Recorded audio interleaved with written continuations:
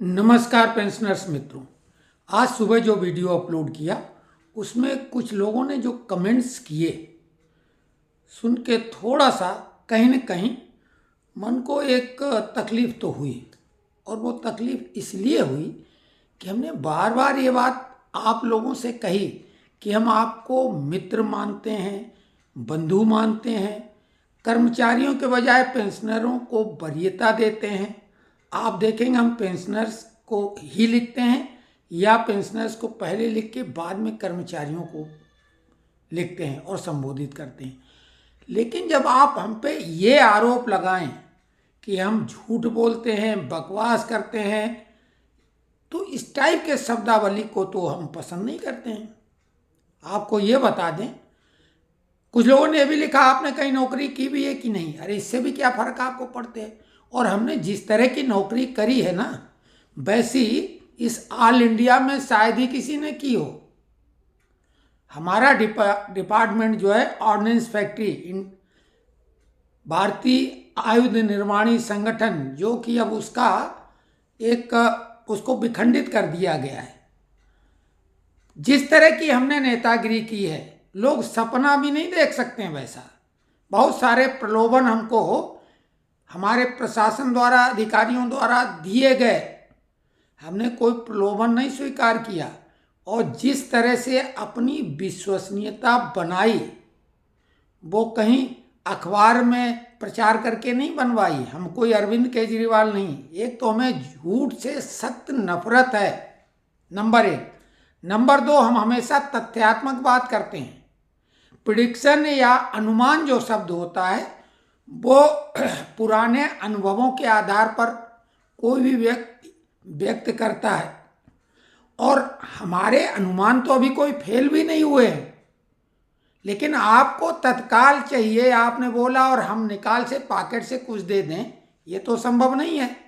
और जहाँ तक इस सरकार की बात है, जिसको भाजपा की सरकार या मोदी की सरकार जो भी आप कह लें, इस सरकार के द्वारा लिए गए निर्णयों के बारे में तथाकथित दिग्गज पत्रकार, मीडिया जो सर्वव्यापी अपने को बताती है, उनके अनुमान ध्वस्त हो जाते रहें। और हमारे द्वारा जो भी वीडियो अपलोड किए गए हैं, लगभग 550 और विभिन्न विषयों पर हैं। ध्यान दो, विभिन्न विषयों पर। आप उन 550 वीडियो में से किसी भी एक वीडियो के कंटेंट के बारे में आपत्तिजनक, धोखाधड़ी, झूठ, फेक, फरेब, इस टाइप का सिद्ध कर दो। हमने बोला अगर जिस दिन ऐसा कोई सिद्ध करेगा प्रूफ के साथ कि देखो आपने बोला ऐसा नहीं ऐसा है, तो उस दिन से हम वीडियो बनाना छोड़ देंगे। दूसरी बात, हमने बार बार ये बताई कि हम वो उस तरह के यूट्यूबर नहीं कि पैसे कमाने के लिए कुछ कर रहे हों। हमारे यूट्यूब चैनल को मोनिटाइज तो हो चुका है, लेकिन हमने इसमें अपना बैंक अकाउंट नहीं जोड़ा है, क्योंकि हम कई ऐसे वीडियो अपलोड कर देते हैं जो हमें लगता है ये बात हमें कहनी चाहिए बिना लाग डांट के, तो YouTube उसको रेड मार्किंग कर देता है। उसको पब्लिश करने पे वो बोलता है कि इससे आपको नुकसान होगा। तो हम अपनी मर्जी चलाते हैं। हमें अगर लग रहा कि हम सही बोल रहे हैं तो हम बोलेंगे। अब रही बात कि हमारी बकवास, हमारे द्वारा जो भी वीडियो अपलोड किया जाता है, उसको अगर आप न देखें तो भाई आपको वो बकवास नहीं सुनने को मिलेगी। हम किसी को कंपेल तो नहीं करते हैं कि आप देख ही लो, लेकिन हम उन प्रोफेशनल वीडियो बनाने वाले यूट्यूबरों के बारे में टिप्पणी करते थे कि देखो ये क्या कुछ भी बोलते हैं, अनाप शनाप मनगढ़ंत। तो कुछ लोगों ने कमेंट्स लिखा कि आपको उनसे क्या मतलब, आप अपनी बात रखो। तो हमने वो भी कुछ दिनों से उनके बारे में टिप्पणी करना बंद कर दिया। लेकिन अभी भी देख लो, बीच में वो गायब हो गए थे। अब तरह तरह की बातें आज हम देख रहे हैं। एक बहुत बड़े यूट्यूबर, वो 8वें पे कमीशन को लेके एक जनरल सेक्रेटरी का लेटर लेके और आ गए, हाजिर हो गए और मुंह छुपाए पहले लोग घूम रहे थे। हम न तो मुंह छुपाने वाले। और एक बात बता दें, इस धरती पे कोई भी किसी भी विषय में अगर हमसे बहस करेगा तो हराने की औकात बकत किसी की है नहीं, क्योंकि सत्य को हराया नहीं जा सकता है और हम सत्य ही बोलते हैं, सिर्फ इसी बात के लिए जाने जाते हैं। अब कुछ लोगों ने आरोप लगाया कि हम मोदी सरकार के या अंधभक्त हैं।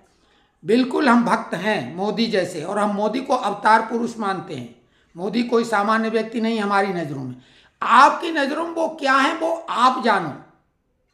हम केजरीवाल और राहुल जैसे लोगों को नहीं मानते कि वो नेता हैं। वो एक छलावा है, धोखा है, बेवकूफ़ी है, और ये क्या भला कर पाएंगे देशों को। अगर आपको वो नहीं दिखाई देता, आपको नहीं उसकी समझ, आप जानो। लेकिन हमने ये भी बोला कि अगर हमारा कोई पेंशनर मित्र, पेंशनर बंधु किसी अन्य पार्टी का कट्टर समर्थक है, हमें कोई दिक्कत नहीं।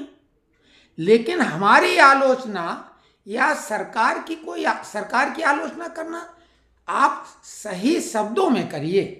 झूठ बोल रहे हैं, फेक न्यूज है तो प्रूव करो, या तो कि हमारी ये बात, हमारा कौन सा अनुमान अभी तक फेल हो गया है। हमने शुरुआत की थी डीए से कि जुलाई में 4% डीए बढ़ेगा पिछले 2023 में। उसके बाद में तमाम लोगों ने टिप्पणी की कि 3% बढ़ेगा, अब 4% कैसे बढ़ेगा। रेलवे के बहुत बड़े नेता, हम नाम नहीं लेंगे, उन्होंने भी बोला था 3% बढ़ेगा। और जबकि वो नेशनल काउंसिल की बैठक में शामिल होते हैं, आप समझ रहे होंगे हम किसकी बात कर रहे हैं। उन्होंने भी 3% बोला था, वो न्यूज है। उसके बाद में कुछ लोग 5% पर पहुंच गए। हमने डे 1 से 4% बोला था, अंत तक बोला और वही हुआ। फिर जनवरी के मामले में भी वही हुआ। उसी बीच में लोगों ने हमको नोशनल इंक्रीमेंट के बारे में बोला, इस पे एक वीडियो बनाओ। तो नोशनल इंक्रीमेंट पर भी हमने बोला था, CAT high court supreme court तक केस जीत चुके हैं, तो उसमें तो अब कंटेम्प्ट ऑफ कोर्ट का केस बनता है अगर ये सरकार नहीं दे रही। लेकिन हमने कहा हम और जानकारी लेके अगला वीडियो बनाएंगे, और हमने 2 दिन के अंदर ही एक वीडियो बनाया तमाम जानकारियां जुटा के, और बोला था कि फरवरी तक सरकार ने मोहलत ली है, कंटेम्प्ट का केस भी नहीं बनेगा, और कंटेम्प्ट का केस तब बनेगा जब सरकार ने सुप्रीम कोर्ट को कोई इग्नोर किया हो। आपको मालूम है जिन लोगों ने कोर्ट केस किया है उनके लिए आदेश जारी हो चुके हैं। अब अगर किसी को नहीं मालूम है और वो नहीं जानना चाहता है, लेकिन साथ में जो हमने बिल्कुल एक अलग बात कही थी, और जो हमने बात कह दी वो कह दी। हम अपनी कही हुई बात से किसी भी कीमत पे पलटी नहीं मारने वाले हैं। हमने ये कहा था, नोशनल इंक्रीमेंट का मामला सबसे पहले हमने 2001 में उठाया था कलकत्ता अधिवेशन में, और दिग्गज नेता वहाँ मौजूद थे, कई जेसीएम मेंबर थे, और उनको हमने रात्रि भोज के समय ये बात कन्विंस करने की कोशिश की। तो उन्होंने बोला, क्या दीक्षित जी आपका भी ये है ड्यूज? हमने कहा हाँ, हम भी जून में सेवानिवृत्त होंगे। तो उन्होंने जो जिस अंदाज में बोला, तो हमें लगा संभवतः इनको ये लग रहा है शायद ये अपने लिए ही चाहते हैं। तो हमने उस दिन के बाद नोशनल इंक्रीमेंट का मुद्दा ड्रॉप कर दिया, ये भी बता दें आपको, क्योंकि हम उसमें शामिल थे और कोर्ट केस में भी हम शामिल नहीं हुए। आपको ये भी बता दें, हमारे 3 इंक्रीमेंट बंद हैं, कोई अपराध के लिए नहीं बंद है, सिर्फ अफसरों से बहस करने के लिए। और चूंकि वो हमारे से निरुत्तर हो गए तो उन्हें अपने अपमान लगा, उन्होंने अपनी तानाशाही दिखा के हमें सस्पेंड किया। बाद में 3 इंक्रीमेंट हमारे बंद हो गए। बंद तो 2 हुए थे, लेकिन 9 महीने सस्पेंड हुए थे, तो वो 1 इंक्रीमेंट बढ़ गया। उसके बाद जीएम जितने भी आए, जनरल मैनेजर, महाप्रबंधक, सभी ने हमसे बोला, दीक्षित जी आप अच्छे आदमी हैं और आप एक एप्लीकेशन दो, एक अपील करो, हम आपके इंक्रीमेंट चालू कर देंगे। हमने कहा साहब अब ये संभव नहीं है, हम इसको नेतागिरी का टैक्स समझ के दे रहे हैं, हम चमचागिरी नहीं कर सकते हैं। हम आज से चमचा कहलाएंगे अगर ये चालू करवा लेंगे। न हमने कभी किसी भाई भतीजे को नौकरी दिलाई। हाँ, गैरों के लिए हमने बहुत कुछ किया है, जो हमारे बिल्कुल दूर दूर तक जिनसे मतलब नहीं था। हमने अपने किसी करीबी को भी कोई व्यक्तिगत लाभ नहीं उठवाया। लेकिन एक बात की हमें दिक्कत है कि अगर हमें कोई झूठ या फेक वाला बोल रहा है, तो वो दावा हम कर रहे हैं वो हमें साबित करे। और इतनी बकत औकात किसी की है नहीं कि हमारे आमने सामने बहस कर सके, क्योंकि हम शालीनता का परिचय जरूर देते हैं, लेकिन हमने जीवन में अध्ययन भी किया है किन्हीं चीज़ों का, तभी उस पर बात करते हैं, हवा हवाई नहीं बात करते हैं। और आज भी इस लेवल तक के लिंक है कि जब हम कोई बात बोलते हैं तो कोई उसका आधार होता है, और इसके लिए हम बहुत मशक्कत करते हैं। जबकि हमें इसमें कुछ अपनी तरफ से समय तो लगाना ही पड़ता है।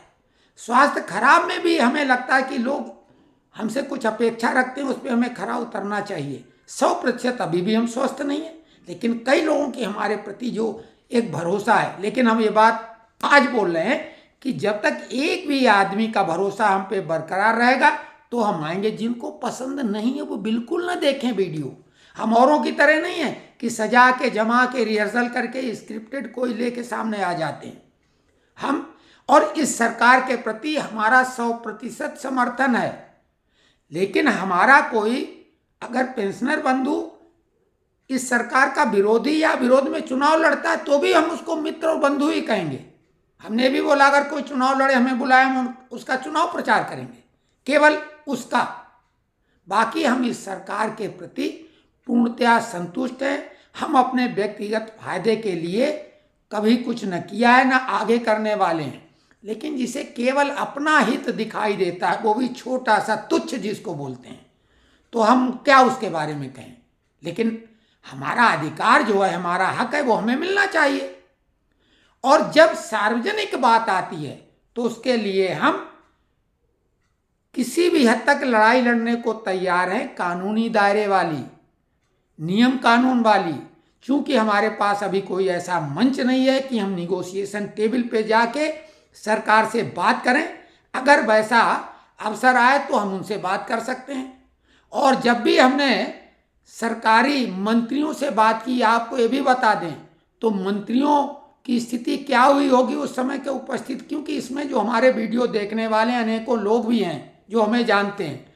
तो जो लोग हमें नहीं जानते हैं, कृपया ऐसी टिप्पणी न करें कि हम झूठ बोल रहे हैं, फेक बोल रहे हैं, या तो प्रूव कर दें, और नहीं तो वो वीडियो देखना बंद कर दें भाई।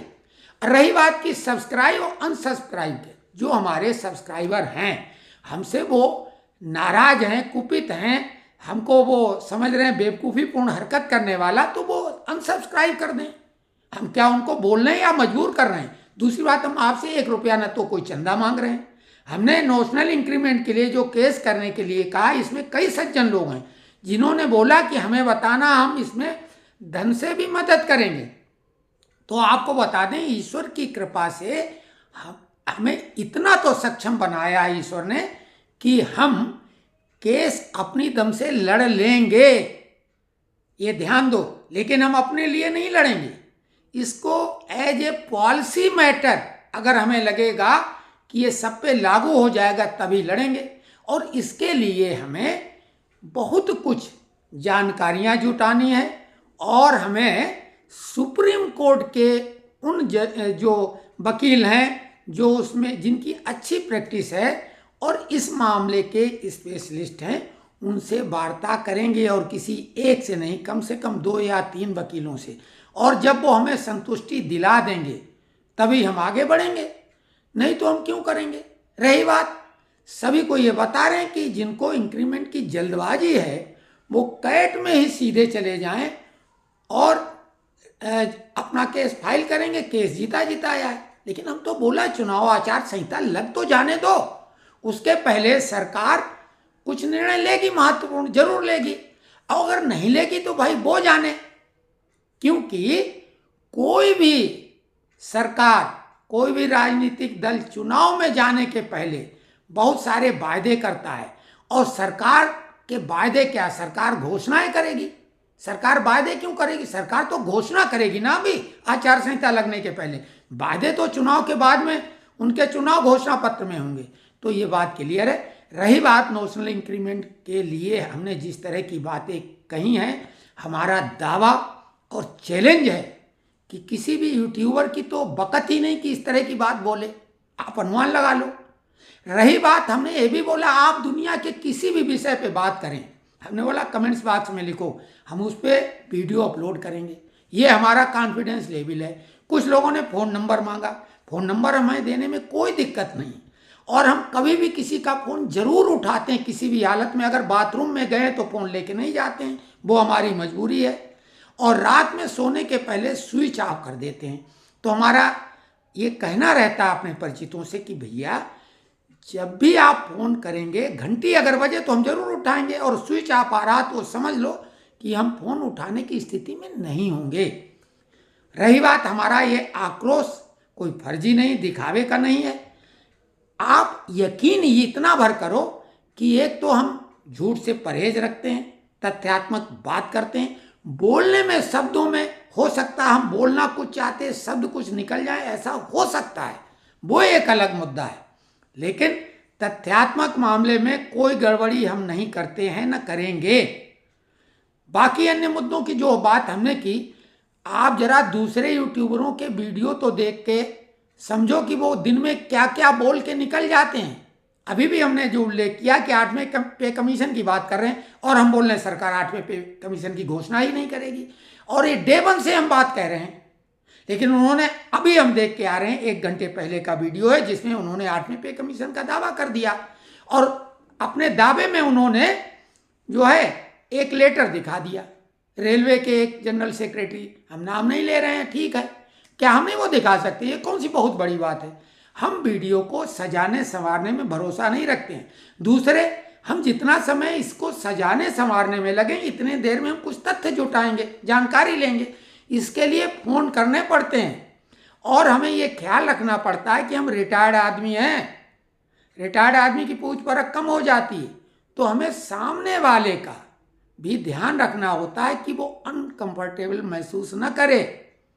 तो स्वाभाविक है, बात करने का सिलसिला, जानकारी 1 मिनट की होती, बात 3 मिनट तो करनी पड़ेगी, वो भी सोच समझ के, झिझकते हुए, क्योंकि ये शराफत नहीं है आप फोन करते रहें लगातार, और एक मुद्दे पे जब कोई जवाब हमें मिल जाता है, जानकारी मिल जाती है, तो हम उससे क्या दोबारा तिबारा फोन करें? आप भरोसा अगर करते हैं तो ठीक, और नहीं करते हैं तो इसमें जोर जबरदस्ती कर, हमारे कहने से आप हम पे भरोसा नहीं कर पाएंगे। लेकिन आप हमारे वीडियो पिछले किसी भी विषय के देखें, उसमें कमी ढूंढ के हमें बताएं, अगर कमी आप ढूंढ के बताएंगे तो ये हमारे ऊपर आपका उपकार होगा, क्योंकि उसमें हम सुधार करेंगे। लेकिन झूठ और कमी में फर्क है। हम झूठ तथ्यात्मकता से अपने को बिल्कुल तथ्यात्मकता से जोड़ते हैं और झूठ से दूर रखते हैं।